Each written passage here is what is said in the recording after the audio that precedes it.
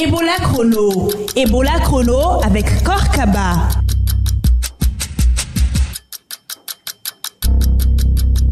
Bienvenue à Ebola Chrono, ici Korkaba. Merci de nous retrouver sur cette émission qui vous informe sur Ebola. Vous avez toujours la possibilité de nous appeler et poser vos questions par message vocal ou par SMS au 624 19 78 64. Nous parlons aujourd'hui de l'hôpital préfectoral de Dabola dont la fréquentation avait fortement diminué suite à la mort par Ebola de 3 médecins qui y travaillaient. Mais d'abord, les infos avec Sidikbe Kondé.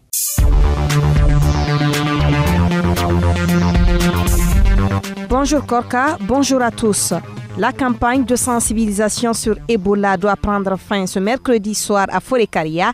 Notre envoyé spécial nous dresse un bilan préliminaire sur les résultats qu'a donné le porte-à-porte. Asma Gallo, vous êtes notre envoyé spécial à Forêt-Karia. Vous venez de prendre part à la campagne de sensibilisation lancée dimanche dans cette préfecture. Y a-t-il eu un impact ? Depuis dimanche, nous avons un bilan préliminaire.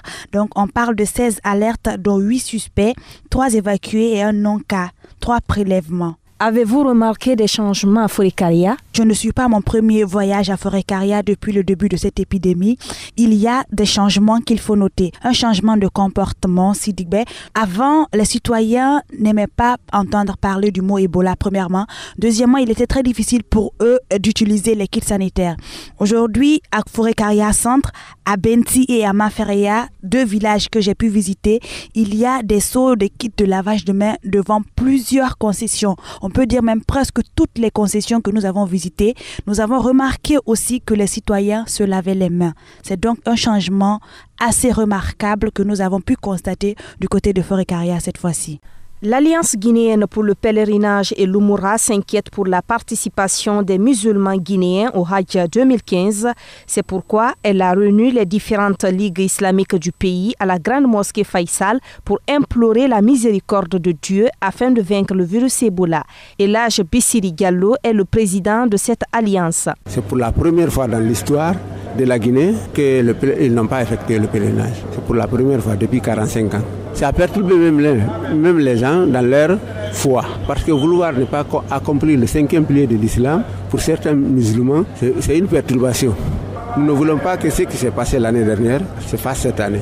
Donc c'est pourquoi nous avons organisé cette lecture du Saint-Coran pour implorer le tout-puissant Allah afin d'éradiquer l'Ebola dans notre pays. Au même moment, le président guinéen est à Washington pour prendre part à une réunion spéciale Ebola. Alpha Condé et ses homologues de la Sierra Leone et du Libéria vont présenter ce mercredi aux partenaires internationaux le plan Marshall détaillé et chiffré pour la relance économique post-Ebola.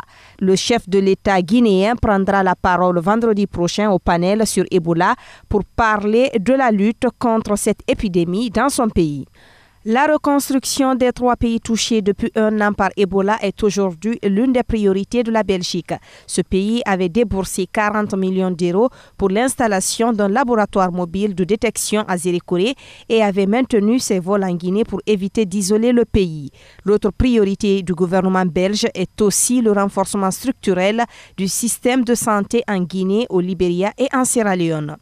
Des traces du virus Ebola ont été retrouvées dans le sperme d'un homme au Libéria 6 mois après sa guérison. Ce guéri avait quitté le centre de traitement d'Ebola en septembre dernier après que ses tests sanguins se soient révélés négatifs. Pour l'instant, l'OMS n'entend pas tirer de conclusion mais préfère plutôt émettre un message de prévention aux populations concernées. Toutefois, elle suggère toujours aux personnes guéries de s'abstenir de toute relation sexuelle durant les 3 mois suivant l'apparition des premiers symptômes ou sinon d'utiliser des préservatifs. C'est tout pour les infos. Ebola Chrono se poursuit avec Korkaba.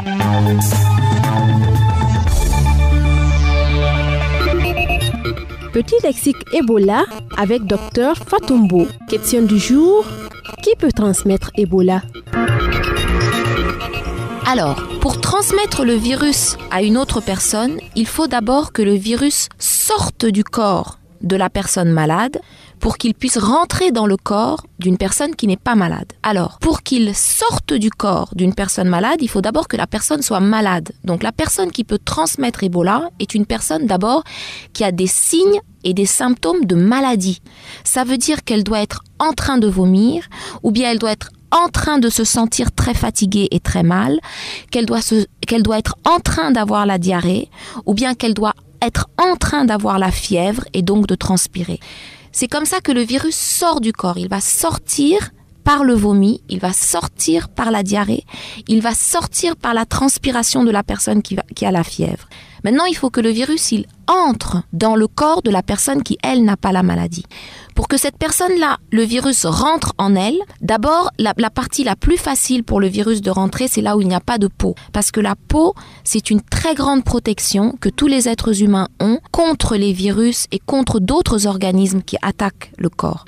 Donc d'abord, le virus, il aime entrer là où il n'y a pas de peau. Donc si par exemple, il y a un peu de vomi ou un peu de diarrhée ou un peu de sueur qui rentre dans l'œil, il n'y a pas de peau. Donc le virus peut rentrer à l'intérieur à travers l'œil. Ou bien il peut rentrer à travers les lèvres.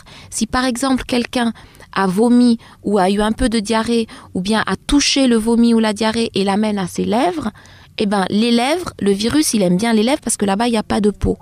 Il n'y a pas aussi de peau à l'intérieur du nez, à l'intérieur des narines, et il n'y a pas de peau là où il y a les petits trous en bas de notre corps. Donc, le virus, pour passer d'une personne à une autre, d'abord, il faut qu'il sorte de la personne qui est malade et qu'il rentre dans l'autre personne. La manière la plus facile de rentrer, c'est là où il n'y a pas de peau.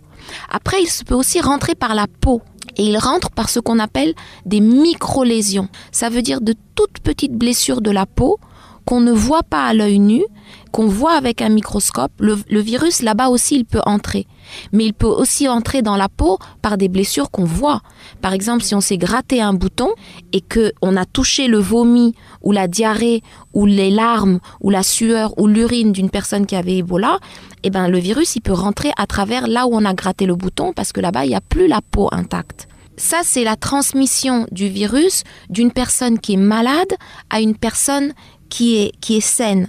Mais il y a aussi la transmission du virus d'une personne qui est morte à une personne qui est saine. Le corps d'une personne décédée, c'est un endroit où on peut vraiment, vraiment attraper le virus Ebola très facilement. Ali Keita est un ambulancier à Kindia. Il est aussi un rescapé d'Ebola. Il témoigne au micro de Mohamed Koma.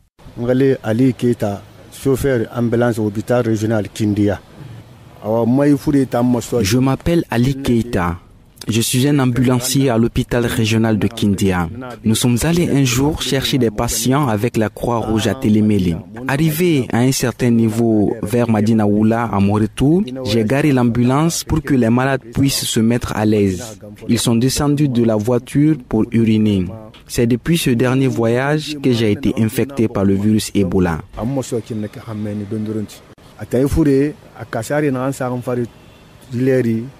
Cette maladie m'a causé beaucoup de dégâts. À Koliadi, où réside ma belle famille, j'ai perdu un de mes garçons. C'est presque toute la famille et ma femme et mes enfants qui se trouvent en ce moment à Pastoria au centre de traitement communautaire.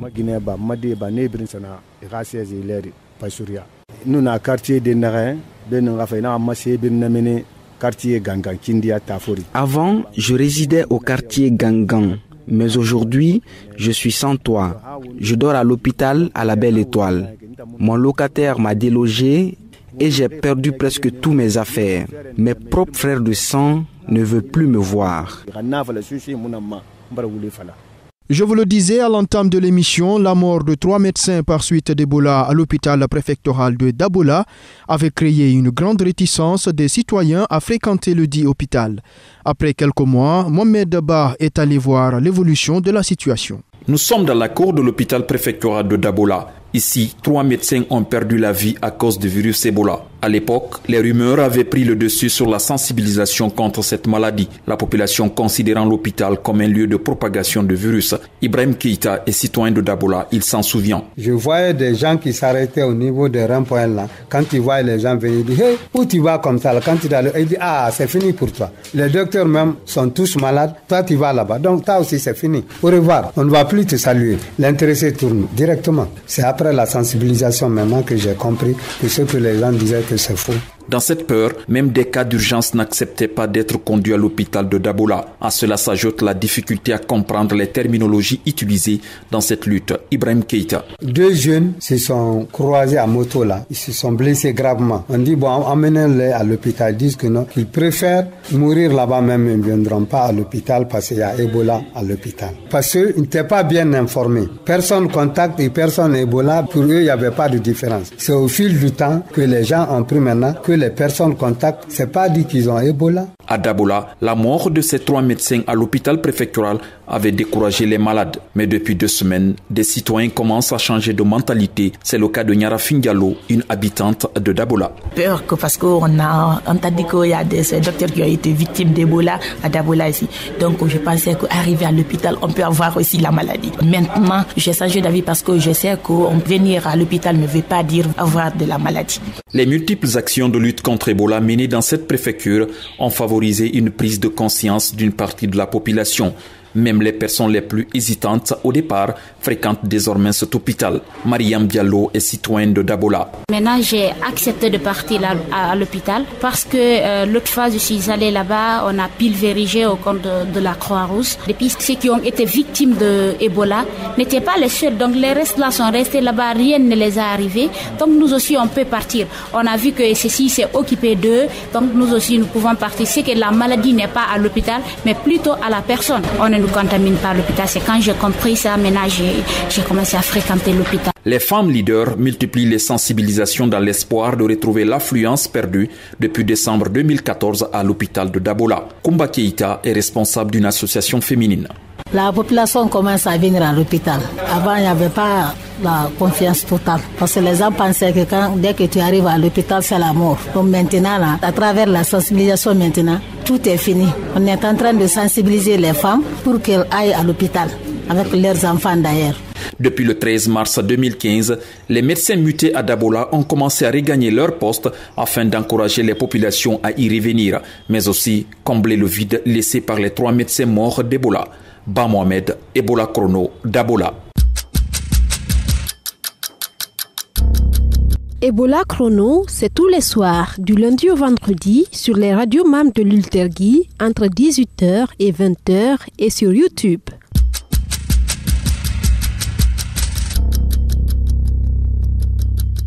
Nous marquons une pause en musique avec les Instinct Killers et juste après, vous aurez le message du jour. Mesdemoiselles, mesdames et messieurs, Guinéens et Guinéennes, la République de Guinée est sévie par une épidémie appelée la fièvre hémorragique Ebola. Mobilisons-nous tous ensemble pour l'éradiquer. Ce soir, c'est Ebola versus la Guinée.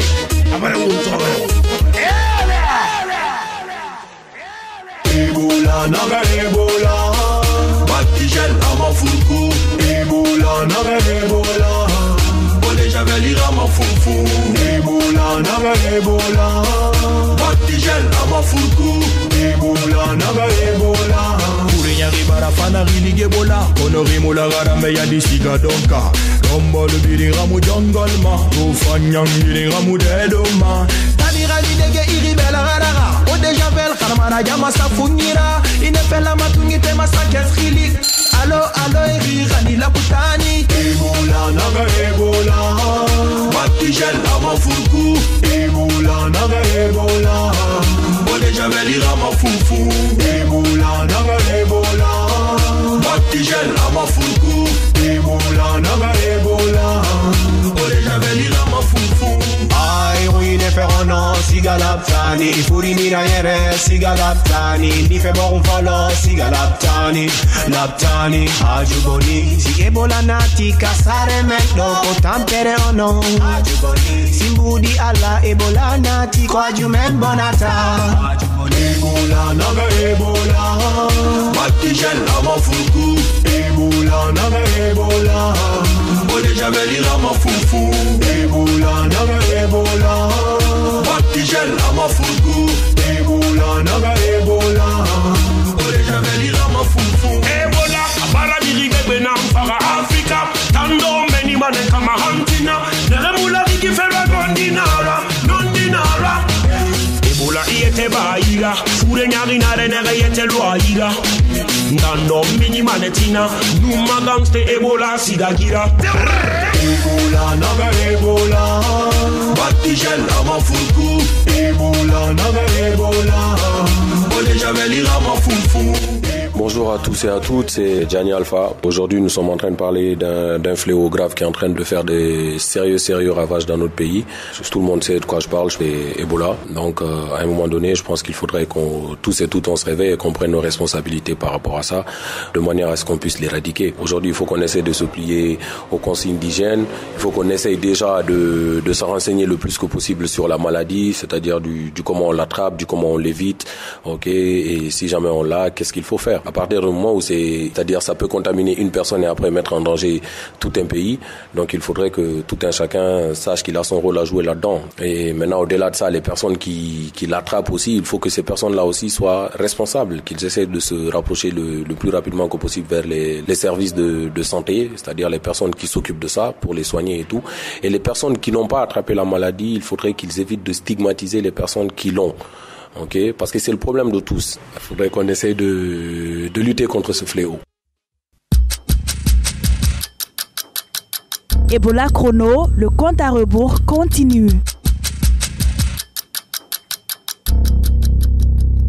Comme nous parlons de l'hôpital préfectoral de Dabola, Mohamed Ba a aussi rencontré le docteur Mamadou Dramé.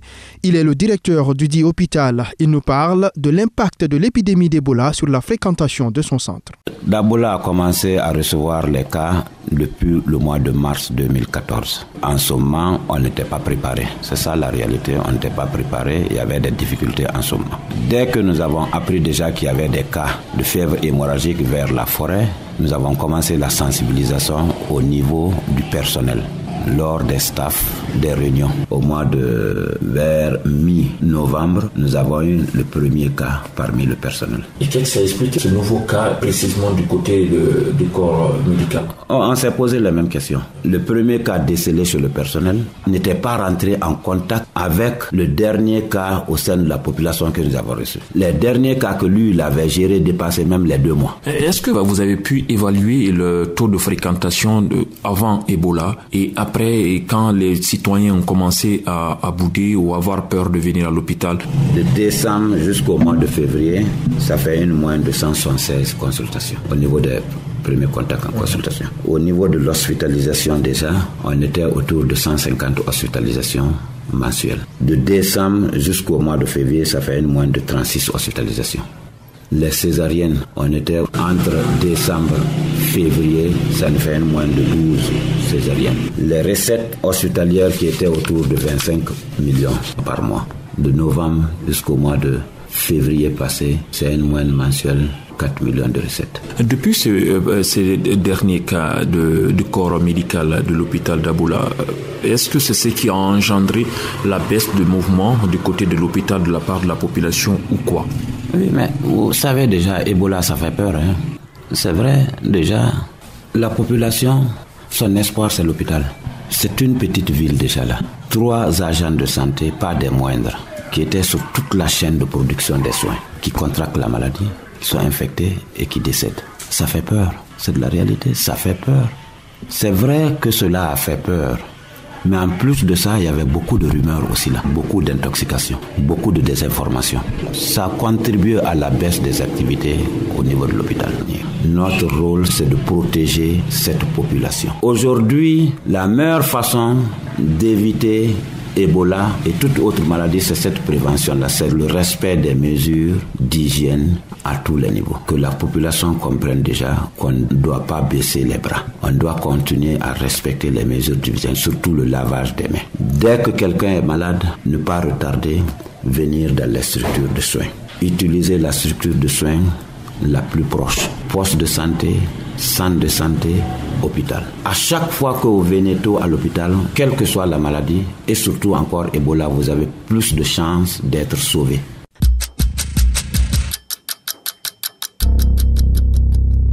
C'est la fin d'Ebola Chrono d'aujourd'hui. Continuez à poser vos questions par message vocal ou par SMS au 624 19 78 64.